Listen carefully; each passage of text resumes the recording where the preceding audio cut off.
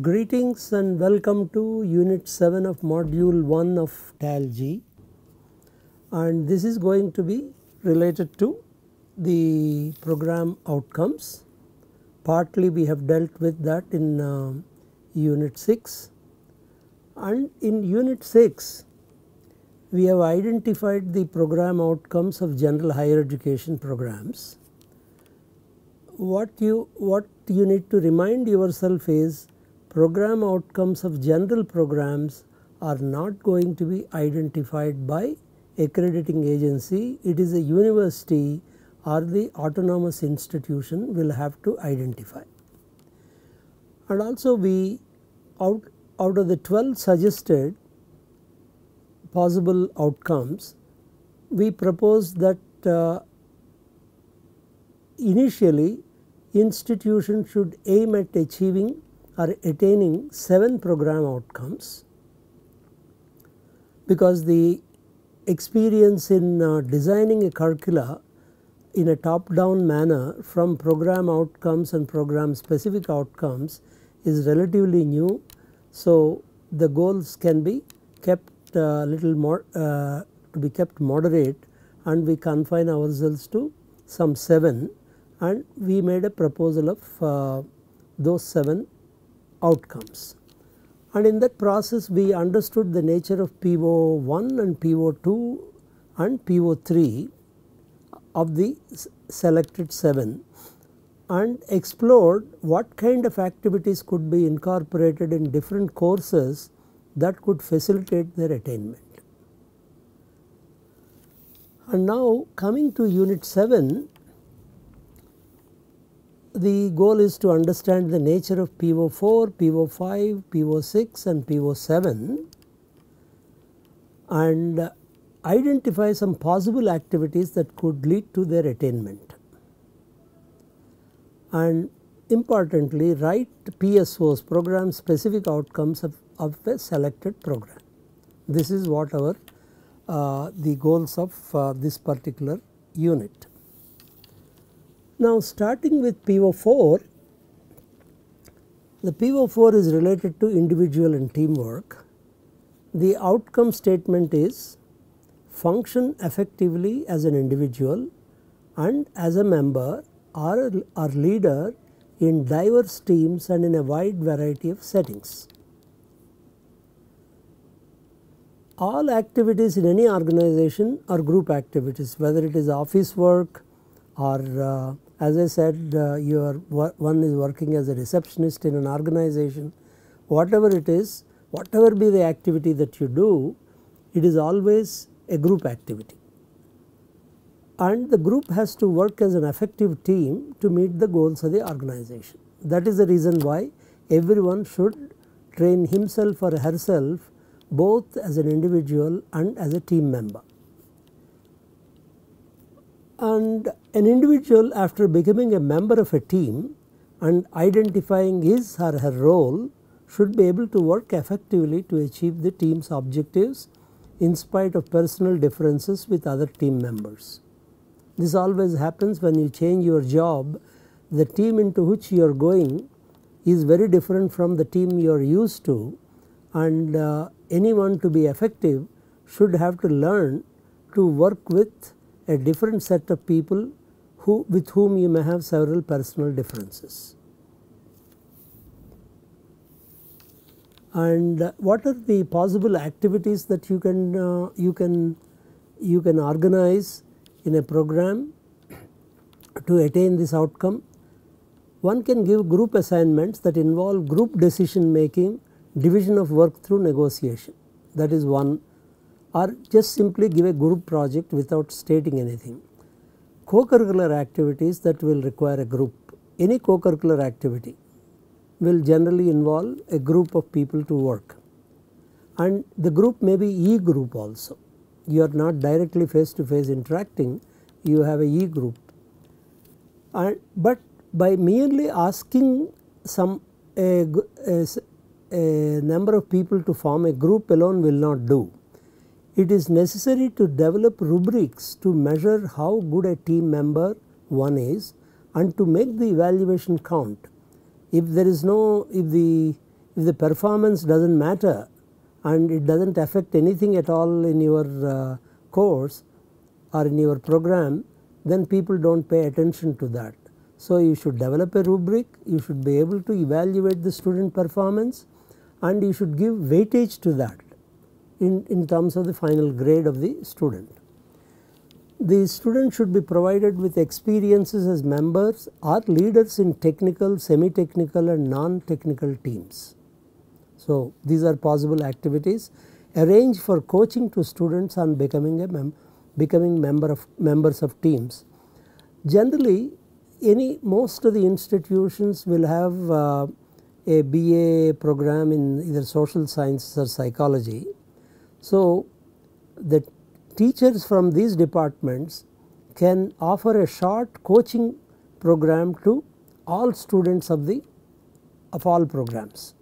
So, some kind of coaching, if it is given, students are likely to perform better as team members. Now, the more difficult thing, PO5 is related to ethics. Understand multiple value systems including your own, understand the moral dimensions of your decisions and accept responsibility for them. Anyone would say you must have your ethics. So, one easiest way to get rid of this is to design a course called either professional ethics or ethics and treat it as any other subject and give it, and that is the easiest way to really address this PO. But to address this PO is really somewhat difficult. First thing is, most importantly, any application of ethical principles requires what is called moral autonomy. That is, at individual level you must be responsible for your decisions. To acquire that particular characteristic is not going to be very easy. Moral autonomy means conduct and principles of action are owned. That means how I behave and what principles of action I have to own myself, and decisions and actions are based on critical reflection and not passive adoption of some code. Sometimes we also, whether we like it or not, you have to follow the code even if you do not believe in, like most importantly the traffic rules. If you do not put fines, heavy fines, nobody will follow the traffic rule. Okay? It is very difficult for people to have that kind of internal discipline. And moral beliefs and attitudes are integrated into the core of one's personality and lead to committed action. So, moral autonomy really means that when you consider somebody does not have moral autonomy, the only way to handle that issue is by fines or some kind of punishment. Students should understand the nature of ethical problems they face in a range of professions they are likely to get into. PO5 can be addressed through a dedicated course on professional ethics and or case studies with focus on ethical issues and their resolutions. This can be made very interesting, but it cannot be merely translated into as a kind of a single textbook. So, the teacher who teaches either this course or incorporates these case studies into other courses will have to do special work to really present the ethical dilemmas that would come in that particular case study. So, some of the activities that you can address are: identify the deviations of the solutions from the accepted professional practice. You take a case where the solution deviated from the accepted professional practice, and then you discuss whether the deviation is justifiable or punishable, or whether there is any ethical issue involved, how the ethical issues are deviated. One needs to be sensitized to that. Identify the impact of a solution on different groups of persons, especially any major project that you will have. It will have different impact on different groups depending on where it is located, what economic groups are affected, and so on and on. Recognize the ethical dilemma in the case studies presented. Propose actions that minimize damage and synthesize solutions. For example, this one is somewhat difficult. Propose actions that minimize damage and synthesize solutions rather than judge the players in ethically complex situations presented as case studies. Instead of judging the players in a situation, can we try to synthesize solution that satisfies majority, or that at least minimize damage?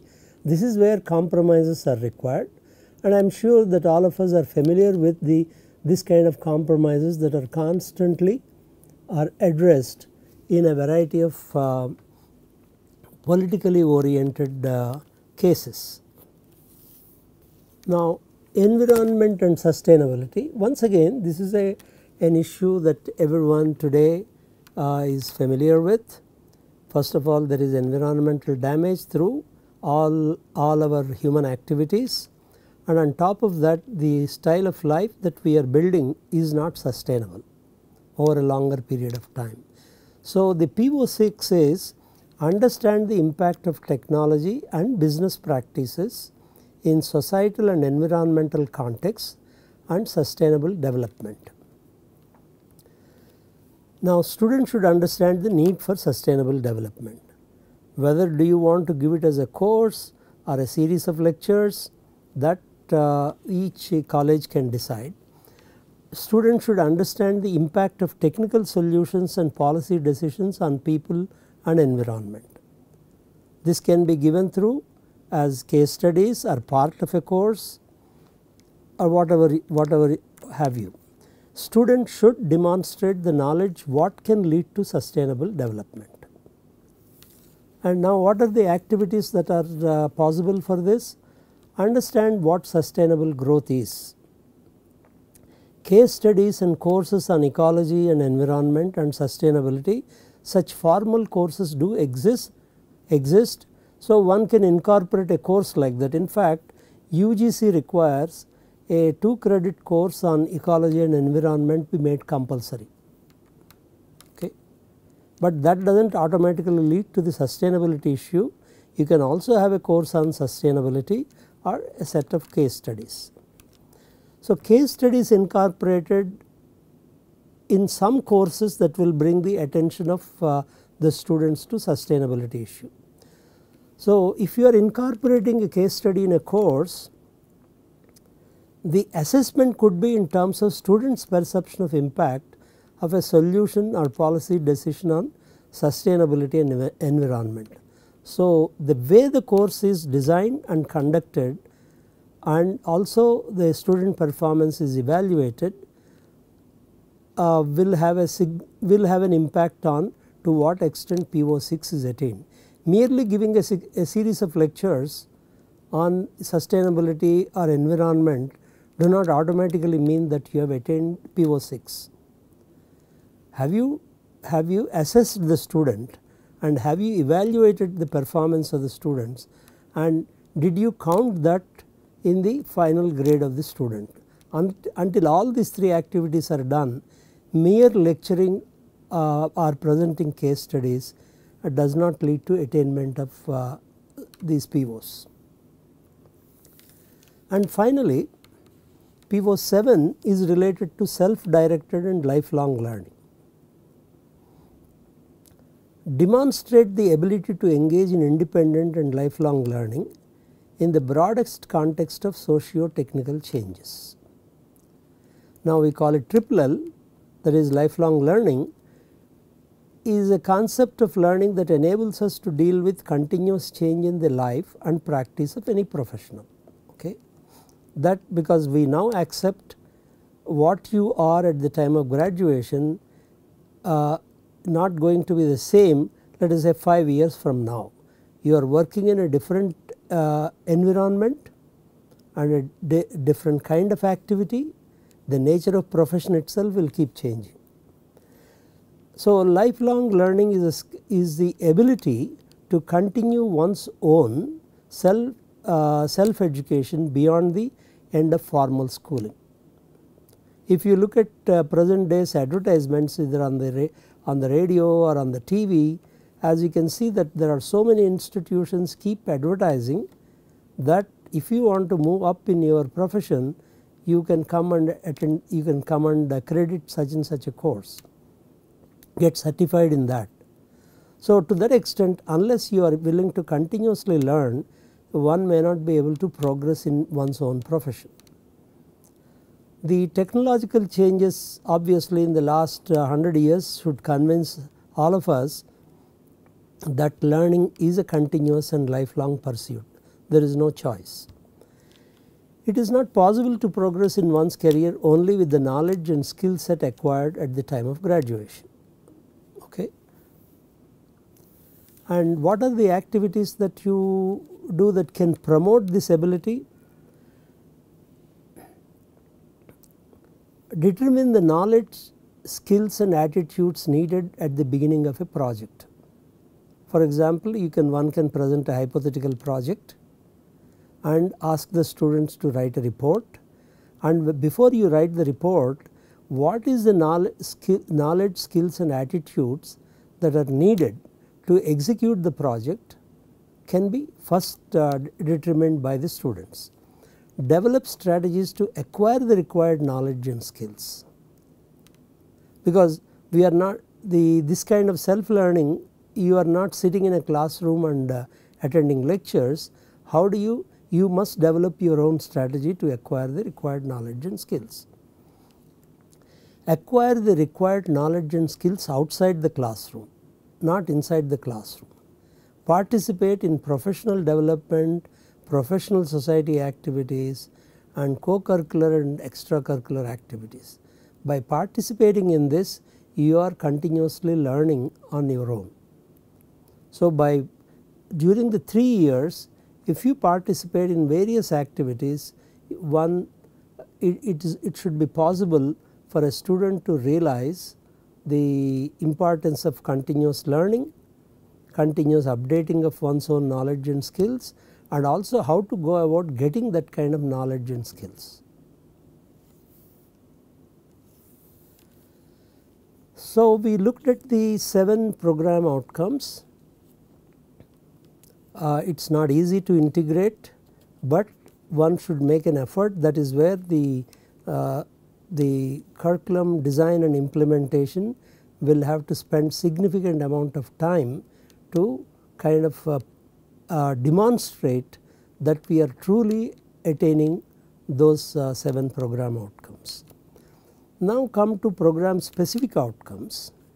PSOs represent what the student should be able to do at the time of graduation from a specific program.